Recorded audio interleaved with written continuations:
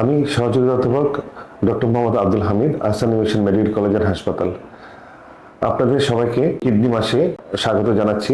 প্রতি বছর মার্চ মাস সেটাকে আসলে আমরা কিডনি মাস বলে ঘোষণা করি, এবং এই মাসের যে দ্বিতীয় বৃহস্পতিবার এই বছর যেটা হয়েছে যে 13ই মার্চ, সেটাকে আমরা কিডনি দিবস বলে ঘোষণা করি।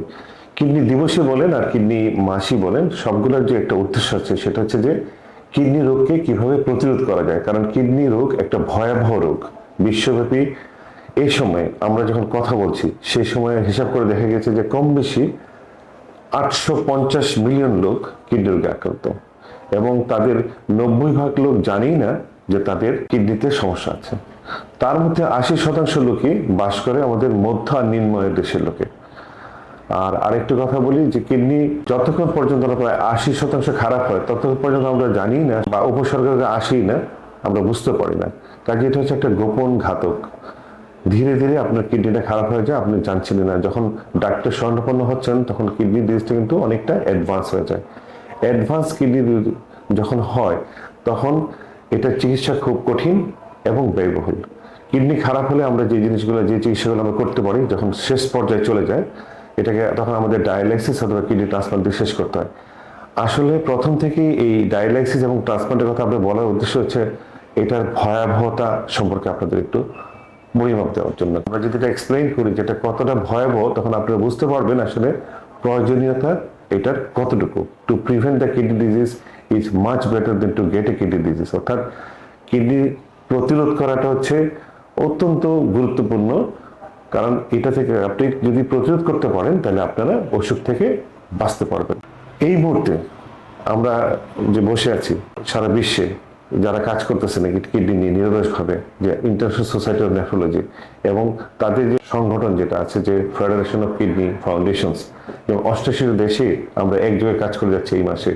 উদ্দেশ্য কিন্তু সবার একটাই, আপনি কিভাবে সুস্থ থাকবেন, আপনার কিডনি কিভাবে সুস্থ থাকবে, সর্বোপরি মানে আপনি যত কিডনি সমস্যা জটিলতা যাতে না পড়েন সেই ব্যাপারে চেষ্টা করা। এখন আমরা কিভাবে জানবো এইবারে যে প্রতিবাদ বিষয়টা, সেটা আপনাদের জানা উচিত। স্লোগানটা প্রতি বছর এক একটা স্লোগান নিয়ে আসে।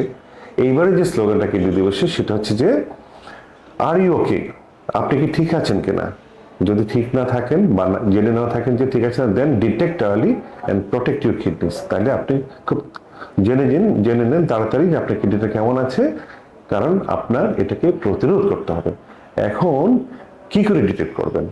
ডিটেক্ট করাটা খুব ব্যয়বহুল না, খুব কঠিন না, আপনার সদিচ্ছাই যথেষ্ট। আপনি যদি আপনার নিকটস্থ ডাক্তার শরণাপন্ন হন, একেবারে নেক্সট টু ইউর ডোর, তারা দুইটা পরীক্ষা আপনাকে করাবে। একটা হচ্ছে সিরাম ক্রিয়েটিনিন, অথবা সেখান থেকে যেটা আমরা করি অনেক সময় ইজিএফটা এমনি ল্যাবগুলো বের করে দেয়। আর একটা হচ্ছে একটা ইউরিনের টেস্ট করা। ইউরিনের মধ্যে কি দেখে, সাধারণত মাইক্রো অ্যালবুমিন যায় কিনা বা প্রোটিন যায় কিনা, অল্প অল্প, কোনো কোনো ক্ষেত্রে ব্লাড যায় কিনা, আর ইউরিনে আর অন্য এই জিনিস দুইটাই আমরা দেখি। তো ক্রিয়েটিন এবং ইউরিনটা যদি চেক করে আপনি দেখেন যে না ক্রিয়েটিনও ভালো আছে, প্লাস আপনার ইউরিনেও কোনো ধরনের রক্ত যায় না বা প্রোটিন যায় না, তাহলে আপনি ধরে নেবেন যে আপনার কিডনিটা ভালো আছে। এখন আমরা যে একটা স্ক্রিনিং প্রোগ্রাম বললাম, কারা কারা করবেন সেটাও একটা লক্ষ্যমাত্রা ঠিক করে দেওয়া আছে। চাইলে তো আপনারা সবাই করতে পারেন, তবে আমরা যেটা বলি ঝুঁকিতে থাকা লোকজনকে করা উচিত। কারা কারা ঝুঁকিতে আছেন? দীর্ঘদিন যাদের ডায়াবেটিস আছে, নিয়ন্ত্রণ করেন বা না করেন, তাদেরকে কিন্তু এই ইউরিন ফর এসিআর সিরাম ক্রিয়েটিনটা করতে হবে। আর কারা যারা দীর্ঘদিন ব্লাড প্রেশার নিয়ন্ত্রণ করেন না বা ব্লাড প্রেশারের ওষুধ খেয়ে যাচ্ছেন তারা করবেন। যারা ব্যথানাশক ওষুধ খেয়েছেন দীর্ঘদিন, বা ফার্মেসি থেকে কোন ধরনের ওষুধ খেয়েছেন গ্যাসের জন্য, বা কোনো ধরনের হার্বাল মেডিসিন খেয়েছেন তারা, জন্মগত কিডনি সমস্যা আছে তারা করবেন। যাদের পরিবারের জন্মগত কিডনি সমস্যা আছে তারা এর মধ্যে অন্তর্ভুক্ত হবেন। ছোটবেলায় যাদের কিডনি সমস্যা ছিল এবং কোনো ধরনের বড় অসুখ বিসুখের পরেও আপনি আপনার কিডনিটা পরীক্ষা করতে পারেন। আরেকটা হচ্ছে জেনারেল রুল, আল্লাহ রহমতে হয়তো অনেকেই অনেক সুস্থ থাকেন দীর্ঘদিন। আমরা বলি যে যাদের বয়স 50 হয়ে গেছে তারা একবার অন্তত এই দুইটা পরীক্ষা করিয়ে নেবেন।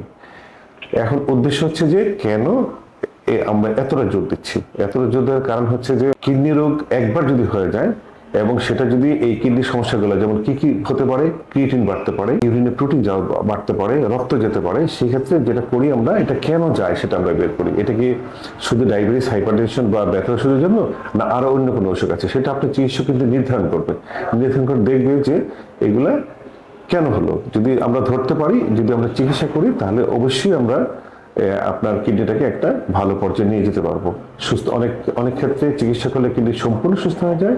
কিছু কিছু ক্ষেত্রে যাদের কিডনির সমস্যাটা 3 মাসের অধিক থাকে, যাদেরকে আমরা সিকিডি বলি, তাদেরকে আমাদের নিয়ন্ত্রণে রাখতে হয়, যাতে এটা যাতে কোনো আর খারাপের দিকে না যায়, তাতে তারা দীর্ঘদিন ভালো থাকবে।